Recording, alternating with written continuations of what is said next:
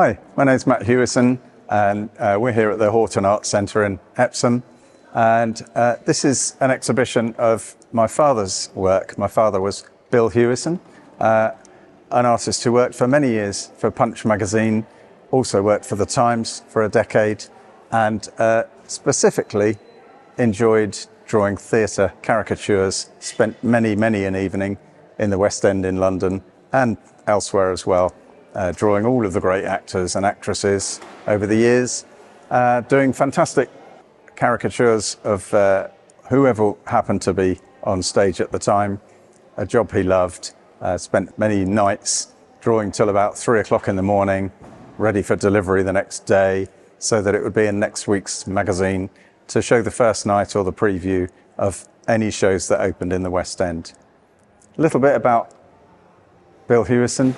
He was born in 1925, so this year is the centenary year, actually, of his birth. He died in 2002, following a long, varied career, not just in the theatre, but he spent time in the army. He was conscripted when he was about 17. He was in the Home Guard, I think, originally, up in South Shields in the northeast of England, where he was born. Subsequently went to Bovington in Dorset, learnt how to drive a tank, never learnt how to drive a car at the beginning. That came later. First thing he drove was a tank, and then he was basically radio engineer, went over to, a few days after D-Day, went across to France, went through Belgium and Holland, pushing back the Germans, etc., and eventually was brought home injured through shrapnel. And that's when he went to art college after the war. Art college, he met his wife, Elsie, and started drawing cartoons, sending them off to various publications. She was working full-time, my mum, and she was the one earning the money, the breadwinner. Eventually, they started accepting his work, and he got published in Punch and various other magazines and newspapers. And he did some commercial work in advertising and things as well for different companies. But his real passion suddenly became the theatre. He started going to the theatre, drawing the actors on stage, and Punch decided that they would put his drawings alongside the review of First Nights. And you can see the great detail that he goes into. I think one of the things that he's known for is the superb detail, tiny little things. What you're looking at now, you can see, I don't know, just things like the musical note is a sort of typical thing that he would do. There'll be something that you can focus on in any drawing that kind of draws you towards the picture. By and large, they're all pen and ink with a few, occasionally he'll use another bit of media, so he might use a bit of letraset shading or something like that on some of his drawings. Being caricatures, anybody with any facial or other feature that was in any way, if you like, noticeable, he would exaggerate that. That's entirely the job of a caricaturist. And usually that's done in such a way as to make a known actor instantly recognizable. So, you know, some of the drawings here include people such as, well, we can go over, if you like, around the corner here to see Trevor Eve, the colourful one to the left here. A well-known actor, and anybody who knows Trevor Eve would look at that and would think, yes, I know him. And there's another one somewhere of Tom Conti, which we might find. I think up here we've got Caroline Quinton, if I'm not mistaken. Where are we? Caroline Quinton. I think this is Caroline Quinton. I mean, something he was known for was his accuracy of drawing specific actors and actresses. Many times they would actually approach Punch magazine and say, how can I buy that drawing? And he would redraw sometimes, either draw the original, or if two actors in the same production wanted a copy of the drawing that they were in Punch, they would approach him, and he would, if there were two, he would redraw it for them, and then he wouldn't have his own copy, sadly. But yeah, this is a collection here of about 50 of the drawings that he did over the years. They range from the 1980s through to the late 90s, most of these. Something that there we are, in there we've got Sinead Cusack, another very well-known actor, also Sorge Cusack, who presumably is related, in Tolstoy's The Three Sisters. So something he was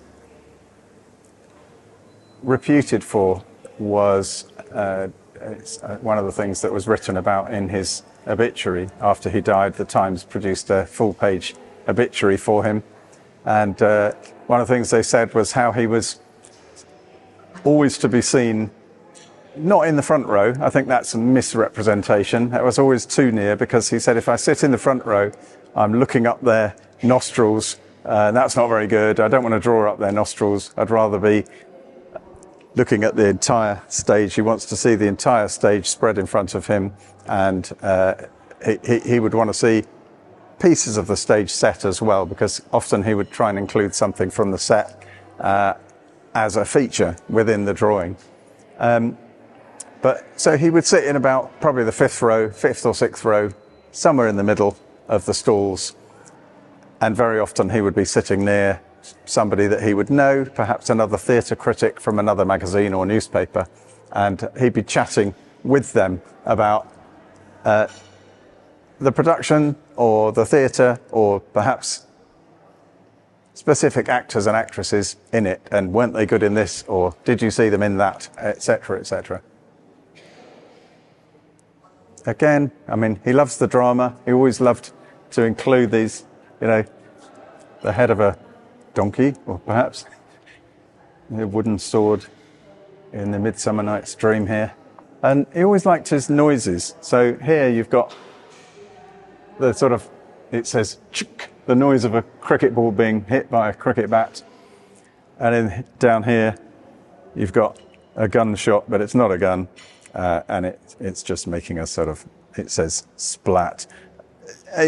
He would like to include something that maybe would be if you like, a visual representation of a noise, of a sound. So quite a few of these have a speech bubble, something similar. Here's the Tom Conti one,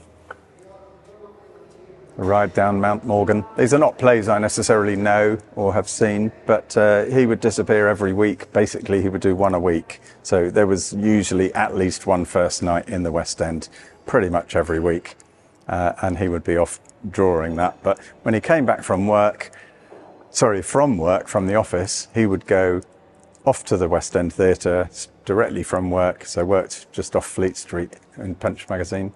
And he'd go off to the theatre, come back home with his sketchbook with all the little drawings of who he wanted to draw, what he wanted to include, and then be drawing at home till 2 o'clock in the morning, 3 o'clock in the morning, until he's finished.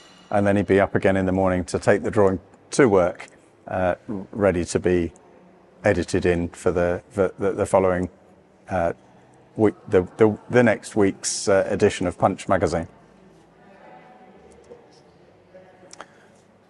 One thing he's known for, or quoted as being, is the last of the, if you like, great cartoon caricaturists, specifically in the area of theatre. If you see a theatre review now of a new play opening in the West End, you'll see a photograph of the actors. You won't see a sketch. Nobody does sketches or drawings anymore of actors on stage. But it was quite a common thing in the days that Dad was working at Punch magazine and at the Times. Nowadays, you just basically don't see drawings, and he was described as potentially one of the best, if not the best. Many people said he was the best. He's had a good relationship with other artists and cartoonists over the years. Many times he'd be contacted by artists who were interested in buying or having a piece of his work. Since Dad's death, I've done some great art swaps where I've contacted cartoonists who are alive now and drawing for various newspapers and magazines, the Financial Times, the Guardian. Contacted them myself, and I've said, do you remember my dad? Would you be interested in doing an art swap, one of his drawings for one of your drawings? And they've been amazing. They've been so forthcoming in their generosity towards Dad, and said how he influenced them.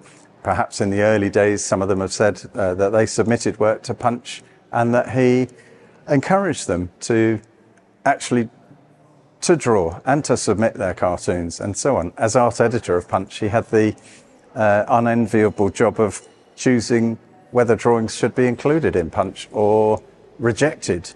And that was a job that in many ways he liked, because he was picking out what was worth having in the magazine and what they didn't have room for. And he would have to send rejection slips out every week. And that's something that, well, I think he rather didn't like doing. So he always tried to put a note of encouragement on his rejection slip to say to people, you know, this is a great drawing, you could try this, or give them some sort of pointers, a reason perhaps as to why they couldn't include that particular cartoon that week. And perhaps a good indication of how well he got on with other cartoonists is that when he retired from Punch magazine in the mid-80s,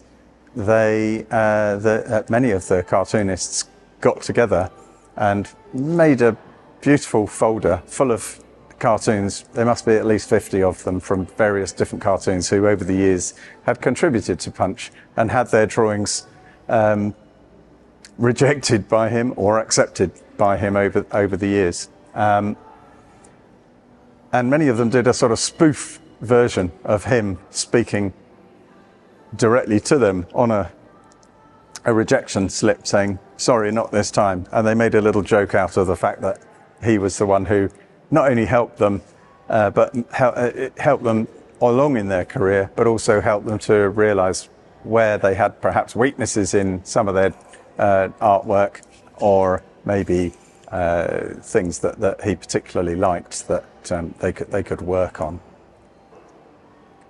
So he didn't shy away from any subjects. He went to draw pretty much any show that was on. He would see all of the musicals, the sort of the rock musicals, Jesus Christ Superstar, Hair, those sorts of things.